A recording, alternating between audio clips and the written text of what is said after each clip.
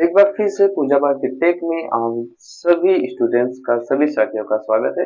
आज हम लोग पढ़ेंगे विभिन्न मानकियों ट्रेड औजार। जैसा कि हम लोग अगले पार्ट में हम लोगों ने पढ़ा है ईशनिक तक, ठीक है।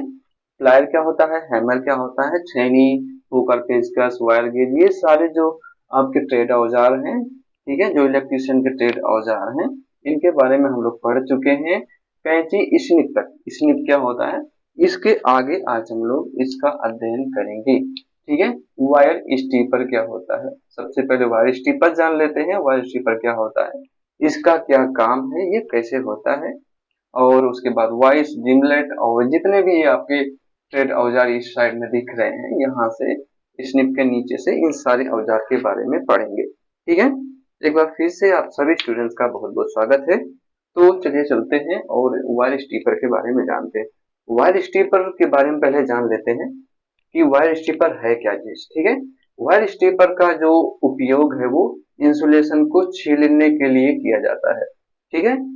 इसकी जो लंबाई होती है करीब 20 सेंटीमीटर तक होती है, जो कि कुछ इस तरह से दिखाई देता है, ठीक है। कुछ जो वायर स्टीपर है वो इस तरह से दिखाई देता है, ठीक है। जैसा कि आप लोग चित्र में देख रहे हैं, ये है आपका वायर स्टीपर, ठीक है। यहाँ पे हैंडल होता है, ये हैंडल है, ये रेचेड है, और ये डाई है। डाई में क्या होता है, जितना मोटा वायर होगा उसी के साइज का वायर इसमें इसी डाई में डालेंगे और इसे इस हैंडल को दबाएंगे तो क्या होगा, जो वायर का जो इंसुलेशन होता है वो छील उठता है, ठीक है। वायर स्टेपर एक और प्रकार का होता है, जैसा कि आप सभी ने देखा होगा, सॉरी, ये है क्रिम्पिंग टूल, ठीक है। तो वायर स्टीपर, ये आपका वायर स्टीपर हो गया। नेक्स्ट है क्रिम्पिंग टूल, ठीक है, 29 नंबर पे है। क्रिम्पिंग टूल क्या होता है, क्रिम्पिंग टूल का काम क्या है, ठीक है। ये जैसे कि ये जो आप देख रहे हैं, ये है क्रिम्पिंग टूल। क्रिम्पिंग टूल में भी यहाँ पे क्रिम्पिंग जा होगा, यहाँ पे वायर स्टीपर होगा, यहाँ पे हैंडल होगा, यहाँ पे इंसुलेशन होगा। ये भी वायर स्टीपर के जैसा ही होता है, लेकिन इसका जो उपयोग है, इसका क्रिम्पिंग टूल का, इसका उपयोग एल्युमिनियम केबल के सिरों पर संयोजक लंग्स, लक्स जानते हैं ना, जो वायर का जो सिरा होता है वहां पे लक, वो लगता है, लग लगता है, ठीक है। उसमें वो किस तरीके से होता है, जैसा कि ये है, यहाँ से वायर गया हुआ है, यहाँ पे ऐसे गोल टाइप में होता है, ठीक है। तो यहाँ पे इसको लगा करके यहाँ पे इसे प्रेस कर दिया जाता है। तो किससे करते हैं वो, क्रिम्पिंग टूल से करते हैं। यहाँ पे लग लगा होता है, यहाँ पे एल्युमिनियम होता है, यहाँ पे क्रिम्पिंग टूल से यहाँ पे दबा दिया जाता है। तो क्रिम्पिंग टूल का उपयोग यहीं पे होता है, कहाँ पे, लग या टर्मिनल को बैठाने के लिए। तो यहाँ पे इसे दबा देंगे क्रिम्पिंग टूल से। नेक्स्ट है 30 नंबर पे है आपका। 30 नंबर पे क्या है, वाइस है। वाइस क्या होता है, वाइस आप सभी ने देखा होगा, वर्कशॉप में ये आपको देखने को मिल जाएगा। वाइस कई प्रकार की होती हैं, लेकिन इसमें आपको दो प्रकार की वाइस को हम आपको दिखा रहे हैं, पाइप वाइस, बेंच वाइस, ठीक है। पाइप वाइस जो है ये ऐसे होगा, ठीक है, ऊर्ध्वाधर में होती है, और बेंच वाइस जो है, सॉरी, ये इस तरीके से होती है क्षैतिज में, और ये ऊर्ध्वाधर में होगा, ठीक है। इसमें भी हैंडल होगा, इसमें भी हैंडल होगा, लेकिन ये वाला हैंडल जो है ऊपर होता है पाइप वाले में, इसमें साइड में होता है। इसमें मूवेबल पार्ट होता है, मतलब कि वो जो ऊपर का जा है वो नीचे ऊपर आता है और नीचे वाला फिक्स होता है, ठीक है। तो इसके बीच में क्या करेंगे, पाइप को ऐसे डालेंगे और ऊपर से स्पिंडल को घुमाएंगे तो पाइप इसमें फिक्स हो जाती है, जाम हो जाती है। तो जहां से काटना होगा फिर वहां से काट लेंगे। सेम उसी तरीके से बेंच वाइस में भी है। तो यहाँ पे एक जो जा है वो फिक्स होता है, ये वाला जो जा है ये फिक्स होता है, ये वाला जो है आगे पीछे जाता है। जब स्पिंडल को घुमाएंगे तो ये वाला जा इसमें जाके टाइट हो जाएगा। तो आपकी जो जॉब है, कुछ भी जो आपकी धातु है, जो भी आपको काटना पीटना है, जो जॉब बनाना है, इसमें टाइट हो जाता है। तो इसका जो बेंच वाइस का उपयोग है, ये मजबूती जैसे जॉब को पकड़ने वाला औजार है, ठीक है। जैसे कि bench vice, pipe vice, pin vice, hand vice, leg vice, कई प्रकार के ये वाइस हैं, लेकिन इसमें आपको हम दो प्रकार के वाइस को दिखा रहे हैं, ठीक है। नेक्स्ट है, नेक्स्ट जो आपका ट्रेड औजार है वो है जिमलेट, ठीक है। जिमलेट जो 31 पे है, जिमलेट किस तरीके से दिखता है, जिसको हम लोग अपनी बोलचाल की भाषा में कहते हैं ये वाला, ठीक है, गिरमिट गिरमिट कहते हैं, लेकिन उसका जो नाम है, टेक्निकल नाम है, वो है जिमलेट। जैसे कि आप सभी लोग जानते हैं, इस वाले भाग को साइंक कहते हैं। ये वाला जो भाग है, ये हैंडल है, इसको हम लोग दोनों हाथ से दबाते हैं और घुमाते हैं, तो ये जो स्क्रू है, ये उसके जिसमें हमको छेद करना होता है वो अंदर में चला जाता है, और जो फ्लूइड्स हैं, ठीक है, ये वाली ये अंदर चली जाएंगी, और जो वो लकड़ी होगी या मिट्टी होगी, इसके द्वारा बाहर निकल जाती है, ठीक है। तो जिमलेट का प्रयोग कहाँ किया जाता है? जमीन में छेद करने के लिए, लकड़ी में छेद करने के लिए, या फिर कहीं पे दीवार वाल में छेद करने के लिए जिमलेट का उपयोग किया जाता है, ठीक है। इसमें आप चूड़ियों के समान लोहे का बना, इसमें जो चूड़ी होती है वो ये जो है, ठीक है, जो लोहे की छड़ होगी इसमें चूड़ी वाली होती है, ठीक है। जब इसको घुमाएंगे तो जो जिसमें आपको छेद करना वो पार्ट इनके माध्यम से बाहर निकल जाता है। नेक्स्ट नेक्स्ट जो आपका है औंगर। औंगर तो आप सभी ने देखा होगा, औंगर, ठीक है। औंगर क्या होता है? जैसा कि नाम से ही पता चल रहा है, इसका उपयोग कहाँ पे होता है? ये जो है ये, ठीक है, ये भी एक तरीके की बिट के आकार का होता है। तो इसमें ये वाला जो है फीड स्क्रू है, यहाँ पे फीड स्क्रू है, यहाँ पे कटिंग एज है, ये बॉडी है। यहाँ इसको जो है इसे फिट कर देंगे, और इसको जब घुमाएंगे, जो फीड स्क्रू है अंदर घुस जाएगा, ये जो है कटिंग एज अंदर जब जाएगा तो इसको काटता हुआ जाएगा, तो ये जो बिट है अंदर चला जाएगा औंगर, ठीक है। इसका उपयोग कहाँ पे करते हैं? मुख्यतः छेद करने के लिए, ठीक है, लकड़ी में छेद करने के लिए औंगर का उपयोग करते हैं। Next snapper, sorry spanner. Spanner set, आप सभी ने इसका नाम सुना होगा, स्पैनर सेट। मैक्सिमम इसका प्रयोग कौन करता है? मैकेनिक करता है, लेकिन इसका उपयोग लगभग सभी लोग करते हैं।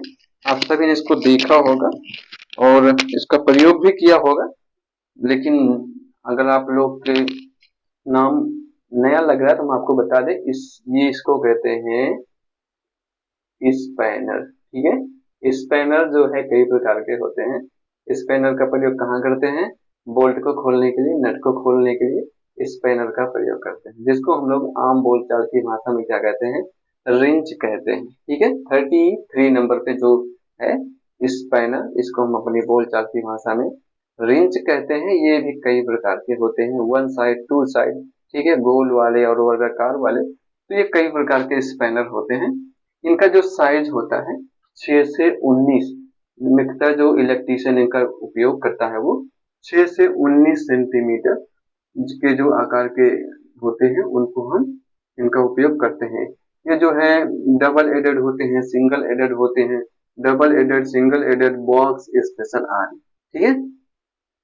विद्युत कार्य जो है 3 से 25 सेंटीमीटर तक के स्पैनर्स का प्रयोग करता है। इसका प्रयोग आप लोग जान लीजिए, नट को खोलने के लिए, बोल्ट को खोलने के लिए, कसने खोलने के लिए स्पैनर का प्रयोग करते हैं।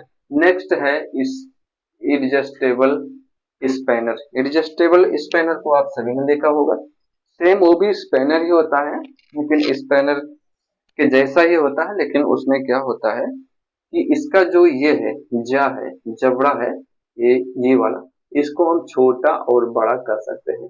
ये वाला जो जबड़ा है, जा है, वो फिक्स होगा।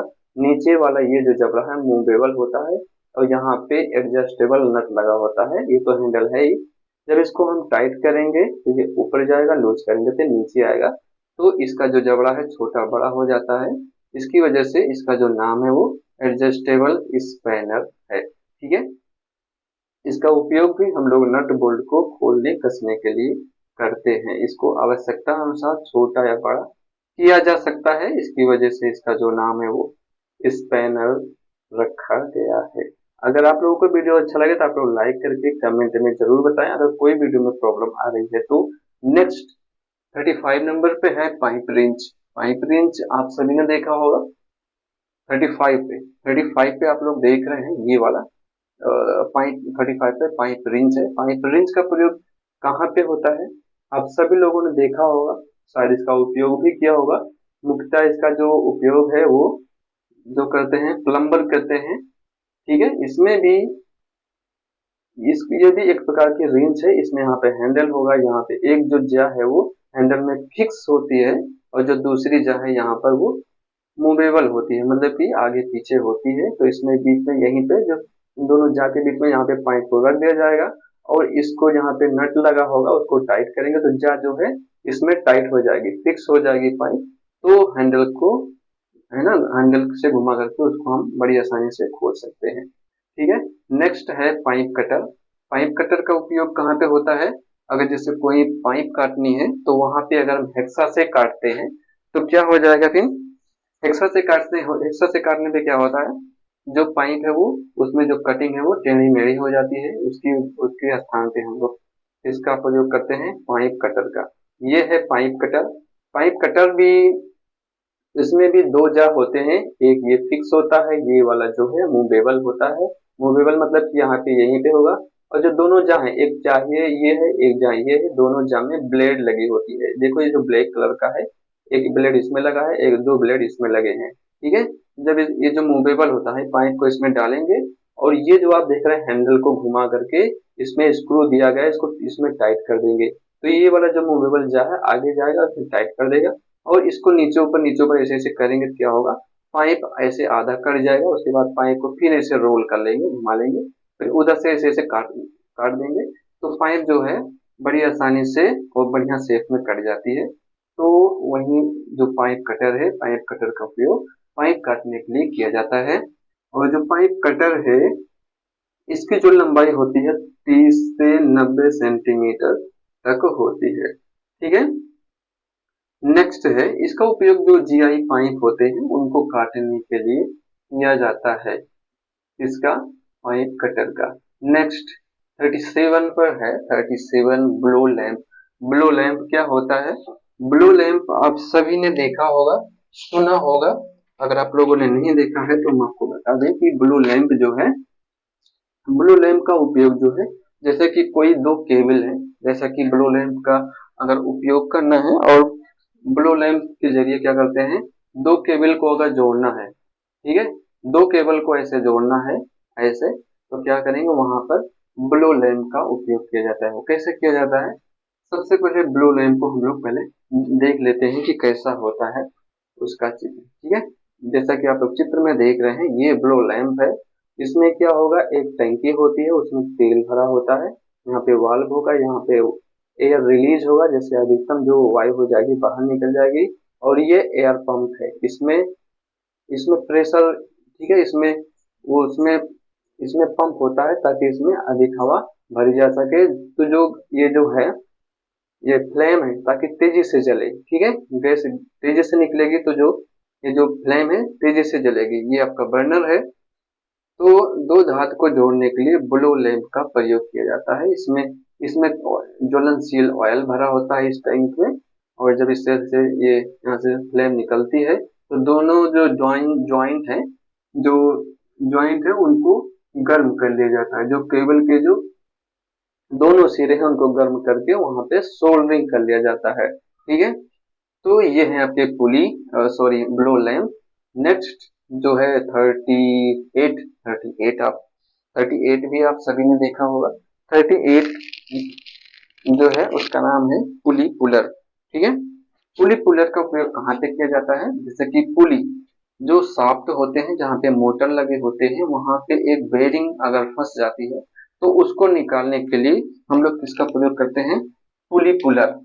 38 जो है पुली पुलर का उपयोग करते हैं। पुली पुलर जो है इसमें तीन टांगे होती हैं, जैसा कि अभी हम आपको चित्र में दिखा रहे हैं। ये देखिए, ये पुली पुलर है। ठीक है। इसमें पुली पुलर है तो इसमें तीन टांगे होती हैं, जो नीचे तीन टांगे हैं उसको बेरिंग में फंसा लेंगे और ऊपर जो पेंच है उसको हम टाइट करेंगे तो क्या होगा, बेरिंग बड़ी आसानी से ऊपर निकल जाएगी। तो ठीक है। पुली पुलर का उपयोग कहाँ पे किया जाता है? मोटर, जनरेटर आदि में शाफ्ट पर कसी पुली को उतारने के लिए इस औजार का प्रयोग किया जाता है। इसमें तीन टांगे होती हैं। ठीक है। ऊपर आप लोग देख रहे होंगे हेड है, स्पिंडल है, जिसको घुमाने के बाद में ये जो तीन टांगे हैं वो इन बेरिंग को ऊपर खींच देती है। ठीक है। नेक्स्ट है, नेक्स्ट लास्ट जो है बियरिंग पुलर।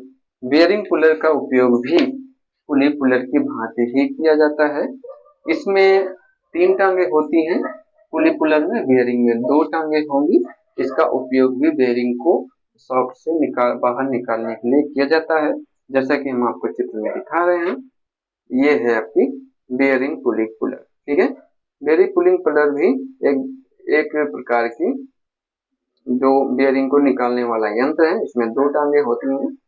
ये जो है पुली पुलर, ये बहुत छोटा सा होता है। ठीक है, जैसा कि मोटर, जनरेटर, फैन, पंप में जो बेयरिंग है उसको बाहर निकालने के लिए बेयरिंग पुलिंग पुलर का उपयोग किया जाता है। आशा करता हूँ कि आप सभी मित्रों को, सभी विद्यार्थियों को ये जो आपके ट्रेड औजार थे समझ में आए होंगे।